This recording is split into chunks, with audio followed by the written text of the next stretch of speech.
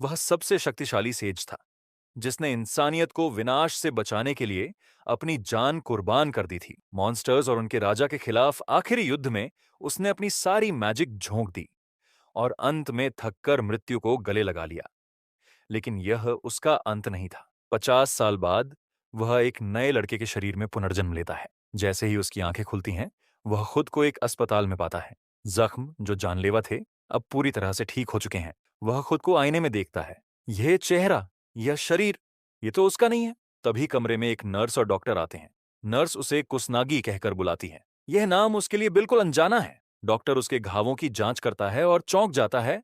उसके शरीर में कोई चोट नहीं बची। डॉक्टर सोचता है कि उसे किसी पवित्र मैजिक से ठीक किया गया है। कुसनागी यानी पूर्व सेज को समझ आता है कि उसका नया शरीर खुद को मैजिक से ठीक करने की क्षमता रखता है। वह डॉक्टर से पूछता है कि उसकी मैजिक पावर खत्म हो गई है क्या। डॉक्टर उसकी बातों से हैरान रह जाता है। जब वह कहता है कि वह अभी अभी क्लमिटी के दौरान मॉन्स्टर्स से लड़ रहा था, तो डॉक्टर और नर्स सन्न रह जाते हैं। डॉक्टर उससे पूछता है कि अभी कौन सा साल चल रहा है। वह कहता है 1970। लेकिन डॉक्टर बताता है यह साल 2022 है और उसका नाम कुसनागी मनाटो है। वह विश्वास नहीं कर पाता, पर टीवी स्क्रीन और कैलेंडर देखकर वह समझ जाता है यह सच है। वह पुनर्जन्म ले चुका है इस नई दुनिया में एक नई पहचान के साथ। अब सवाल यह है, क्या वह इस दुनिया में भी सबसे ताकतवर बन पाएगा, या यह युग उससे कुछ और चाहता है। मैं एक पतला डिवाइस देखकर हैरान रह जाता है। हमारा लड़का उलझन में पड़ जाता है और सोचने लगता है कि क्या वह वाकई भविष्य में पहुंच गया है। डॉक्टर उसे कैलामिटी के बारे में कुछ जानकारी देता है, जो हमारे लड़के ने पहले बताई थी। वह याद करता है कि यह 50 साल पहले हुआ था, लेकिन उसके बाद कभी नहीं हुआ। प्रोटैगनिस्ट को डॉक्टर की बात पर यकीन नहीं होता और वह पूछता है कि फिर सारे मॉन्स्टर्स का क्या हुआ। डॉक्टर इसे शांति का युग कहता है और बताता है कि अब तो शायद ही कोई मॉन्स्टर बचा हो। कुसांगी को 2:32 पता चलता है कि अब दुनिया में वाकई शांति आ गई है और वह राहत की सांस लेते हुए भगवान का शुक्रिया अदा करता है और मुस्कुराने लगता है। डॉक्टर बताता है कि इचामी, जिसके बारे में वह बात कर रहा है, वह तो 50 साल पहले कैलामिटी में मर गया था। उसे एक हीरो माना जाता है, जिसने इंसानियत को बचाने के लिए खुद को बलिदान कर दिया। डॉक्टर को यकीन नहीं कि कुसानेगी वही इचामी अत्सुमू है।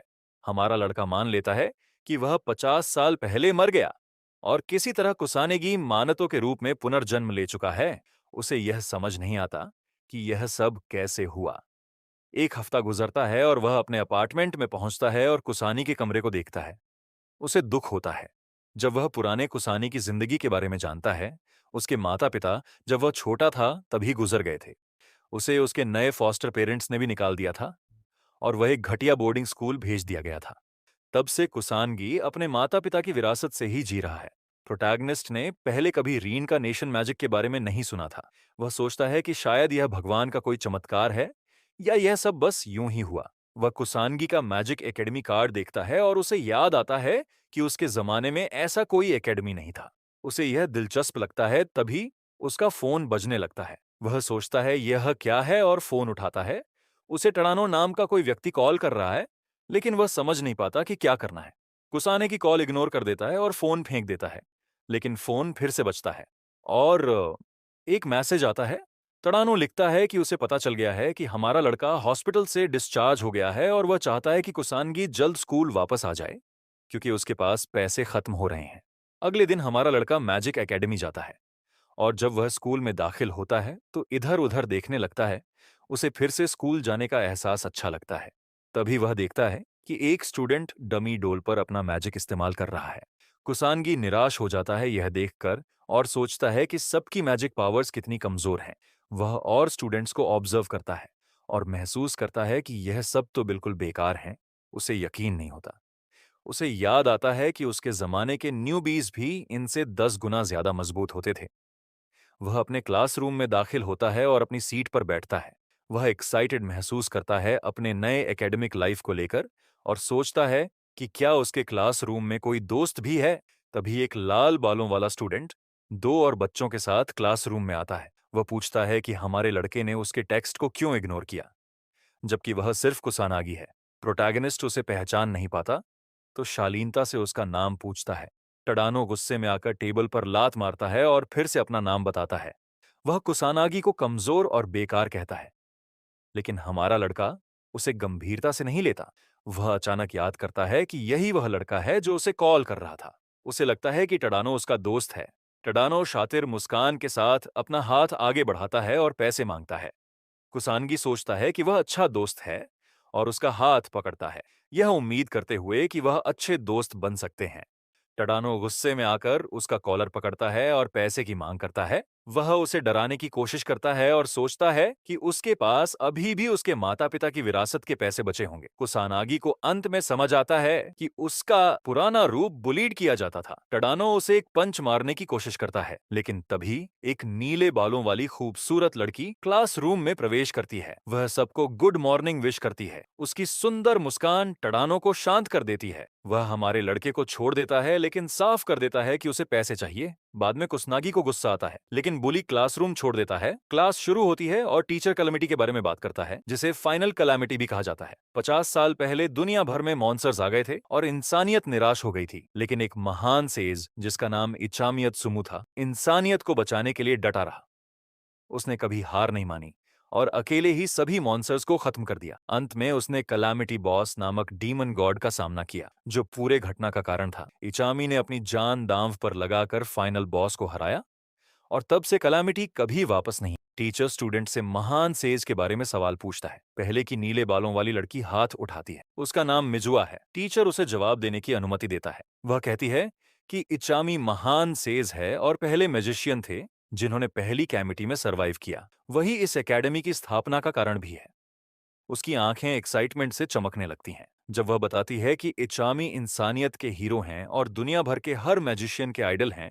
टीचर पुष्टि करता है कि वह सही कह रही है और क्लास को सिखाता है कि वह महान सेज इंसान इतिहास का सबसे शक्तिशाली मैजिशियन है। वह सलाह देता है कि सब स्टूडेंट्स को उनके बारे में जानना चाहिए और आने वाले टेस्ट के लिए तैयारी करनी चाहिए।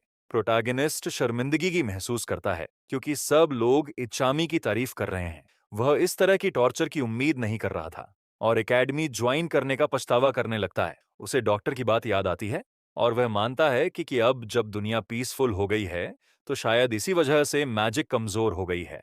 वह खिड़की से बाहर देखता है और अपने नए शांत जीवन का आनंद लेते हुए मुस्कुराता है। टीचर क्लास खत्म करता है और उम्मीद करता है कि सब कल होने वाली मैजिक पावर असेसमेंट एग्जाम के लिए तैयार होंगे। टडानो फिर से प्रोटोगोनिस्ट के पास आता है और पूछता है कि क्या उसने टीचर की बात सुनी। वो एक्साइटेड है और मानता है कि कुसानगी की डॉग लेवल मैजिक एबिलिटीज को देखना मजेदार होगा। हमारा लड़का सोचता है कि यह बुली चुप क्यों नहीं हो रहा। वह क्लासरूम से बाहर निकलने का फैसला करता है और जैसे ही वह जाता है, टडानो कहता है कि उसके माता पिता के पास भी कोई मैजिक एबिलिटीज नहीं थी। बुली उसे ऑर्फन कहकर हंसने लगता है। प्रोटैगनिस्ट आखिरकार पलटकर जवाब देता है। टडानो गुस्से में आ जाता है जब वह कुसानेगी को उसे इंसल्ट करते हुए सुनता है। उसका सब्र खत्म हो जाता है और वह कोई फायर मैजिक एक्टिवेट करता है। क्लासमेट शॉक्ड हो जाते हैं और उसे रोकने की कोशिश करते हैं। उनमें से एक सोचता है कि क्या वह क्लासरूम के अंदर ही ऐसी स्पेलिल का इस्तेमाल करने जा रहा है। टडानो स्पेलिल कुसानेगी की तरफ फेंकता है, यह उम्मीद करते हुए कि वह मर जाएगा। नीली बालों वाली लड़की उसे रोकने आगे बढ़ती है, लेकिन वह देर कर देती है। जैसे ही वह फायर ब्लास्ट कुसनागी की तरफ आता देखता है, वह बिल्कुल अनफेज्ड खड़ा रहता है। मैजिक अटैक उसे जोर से लगता है और सारे स्टूडेंट्स पीछे हट जाते हैं। मिजुआ इसे बेवकूफी कहती है और टडानो को ऐसे बेकार झगड़े में मैजिक इस्तेमाल करने से मना करती है ताकि कोई घायल ना हो जाते हैं। लेकिन जैसे ही धुआं साफ होता है, कुसानगी बिना किसी चोट के बाहर आ जाता है। स्टूडेंट्स हैरान रहे और वह मानता है कि वह ऑफ गार्ड था। टडानो डर के मारे पूछता है कि कुसानगी अभी भी खड़ा कैसे है, जबकि उसे सीधा हमला लगा था। हमारा लड़का आसानी से लेवल 1 मैजिक को अपनी बैरियर से रोक सकता है। बिना अपनी असली पावर इस्तेमाल किए वह अब तक इंसल्ट सहन कर रहा था क्योंकि टडानो सिर्फ एक बच्चा है, लेकिन अब वह मानता है कि उसे सजा मिलनी चाहिए। एक ठंडे एक्सप्रेशन के साथ वह बुली की ओर बढ़ता है। टडानो घबराने लगता है और कुसानागी अपना मैजिक अनलीश करता है। सारे स्टूडेंट्स फ्रीज हो जाते हैं और हिल भी नहीं पाते। सब सोचते हैं कि क्या हो रहा है। मिजुआ भी सोचती है कि यह क्या हो रहा है। कुसानागी टडानो की तरफ बढ़ता है और अपना हाथ आगे करता है। टडानो डर के मारे कांपने लगता है, लेकिन तभी टीचर क्लासरूम में दाखिल हो जाता है